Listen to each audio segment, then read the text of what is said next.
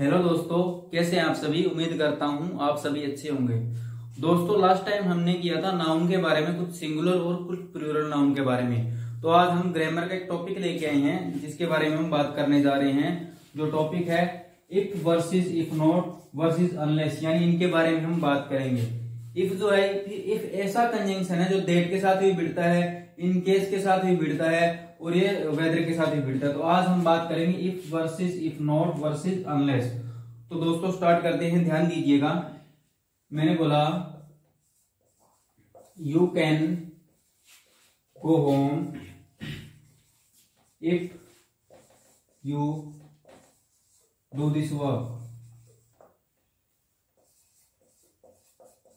कहने का मतलब यह हुआ कि तुम घर जा सकते हो अगर तुम ये काम कर लेते हो। ये यहां पे होती है मेन स्टेटमेंट, क्योंकि इसके बाद इस मेन स्टेटमेंट पे लग गई ये कंडीशन। तो इफ जो है ये कंडीशनल कंजंक्शन है, ठीक है। तो ये कंडीशनल कंजंक्शन है, इसलिए होगी कंडीशनल स्टेटमेंट। यानी इस एक स्टेटमेंट पे कंडीशन लगी कि तुम घर तभी जा सकते हो जब तुम ये काम खत्म कर लोगे। कहने का मतलब अगर तुम काम खत्म नहीं करोगे तो तुम घर नहीं जा सकते।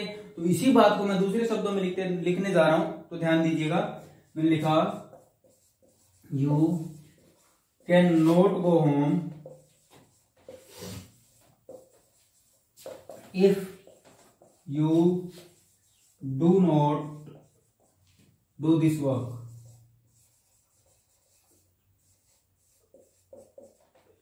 यानी you can not go home, तुम घर नहीं जा सकते, if you do not do this work. यहां पे ये डू जो है ये होती है हेल्पिंग वर्ब और ये है मेन वर्ब।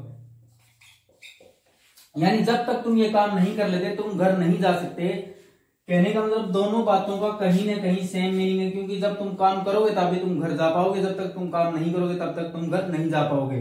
इसी बात को मैं तीसरे शब्दों में लिखने की कोशिश कर रहा हूं। मैंने लिखा you can not go home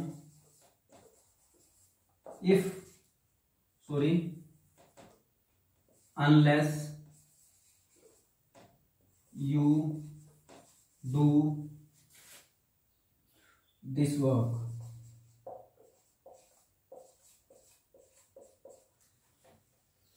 कहने का मतलब तुम घर नहीं जा सकते। अनलेस होता है नेगेटिव वर्ड या नेगेटिव कंजंक्शन कह सकते हैं हम इसको।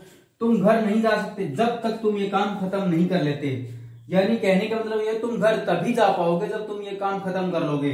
तो कहीं ना कहीं हम देखते हैं कि इफ नॉट जो है ना वो कहीं ना कहीं ये अनलेस का मतलब ही देता है, ठीक है। तो यानी ये और इस सेंटेंस का मीनिंग सेम हुआ और यहाँ पे इस और इस सेंटेंस का मीनिंग हुआ सेम, यानी सेम सेंस आ रही है। तो पहले दूसरे और तीसरे यानी तीनों जो सेंटेंस है उनका कहीं ना कहीं सेम सेंस आ रही है, सेम मीनिंग आ रहा है। क्योंकि बंदा जब काम करेगा तभी घर जा पाएगा। अगर मैं एक सेंटेंस बोलता हूं you can get this book if you पे द अमाउंट, यानी तुम इस बुक को तभी खरीद सकते हो जब तुम ये अमाउंट पे करोगे। दूसरे शब्दों में मैं कह सकता हूं you can not get this book if you do not पे द अमाउंट, यानी तुम ये बुक तब तक नहीं खरीद सकते जब तक तुम इसका अमाउंट पे नहीं करोगे, ठीक है। इसी को हम अनलेस से भी बोल सकते हैं। तो दोस्तों आई होप ये बात आपको समझ आ गई। You can go home if you do this work, यानी अब जब तुम तभी घर जा सकते हो जब तुम ये काम खत्म करोगे, ठीक है।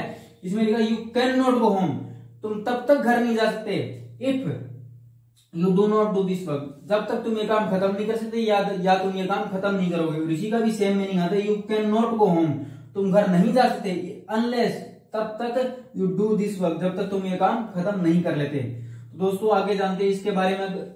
एक और सेंटेंस लिखता हूं जिसके बारे में हमें जानने की जरूरत पड़ेगी।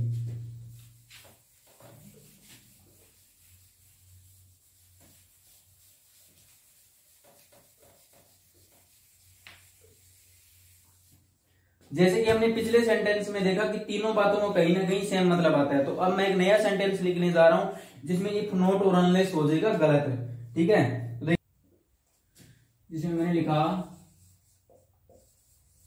Metals expand if we heat them. कहने का मतलब ये हो गया कि मेटल्स एक्सपेंड करती हैं। मेटल्स एक्सपेंड करती हैं अगर हम उनको गर्म करते हैं। कहने का मतलब कहीं ना कहीं ये बात सही है, क्योंकि मेटल से मान के चलो ये मेटल है, इसके नीचे मैंने आग लगाई तो ये कहीं थोड़े टाइम बाद एक्सपेंड करना शुरू कर देगी, जैसे कि लोहा है, सोना है, कुछ भी लगा लो।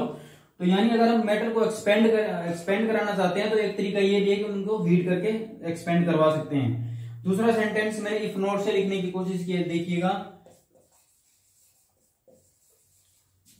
Metals can not expand if we do not heat them. अब ध्यान दीजिएगा, मैंने लिखा metals can not expand, metal expand नहीं कर सकती इफ या कंडीशन को if we do not heat them. कहने का मतलब ये हुआ कि एक सिंगल वे हो गया इसमें, this is the only way to expand the metals. ठीक है, यानी कि मेटल एक्सपेंड नहीं करेगी अगर उनको गर्म नहीं करेंगे। तो मान के चलो मेरे हाथ में मेटल है, मैंने हथौड़ा मारा 4, 5, 10 बार, कहीं ना कहीं मारने पर थोड़ी बहुत तो एक्सपेंड करेगी। यानी कि ये सिर्फ एक तरीका नहीं है मेटल एक्सपेंड करने का, और भी तरीके हैं।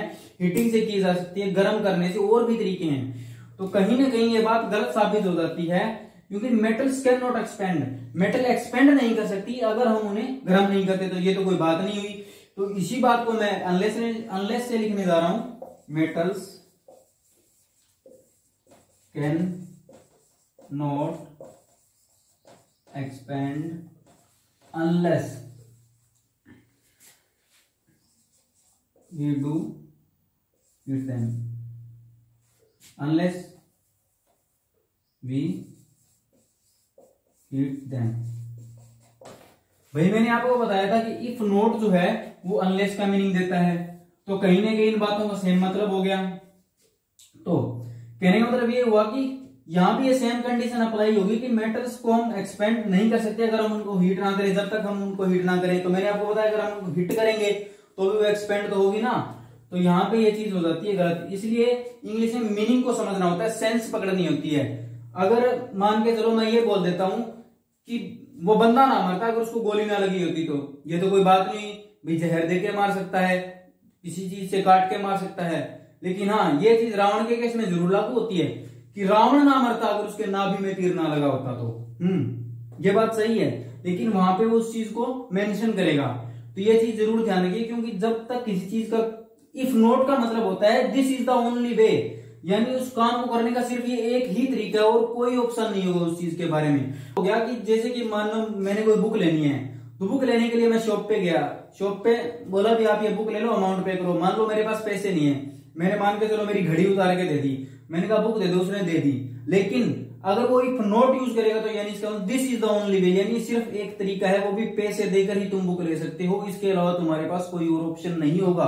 तो इफ नॉट जो है वो चीजों को लिमिटेड कर देता है, और कहीं ना कहीं अनलेस भी यही काम करता है। और कई बार ऐसा मीनिंग भी आ जाता है कि इफ नॉट सही होता है और वहां पे अनलेस गलत होता है। इसके बारे में हम फिर कभी बात करेंगे। थैंक यू दोस्तों, उम्मीद आप लोगों को ये वीडियो पसंद आई होगी, कमेंट में जरूर बताइएगा। Thank you.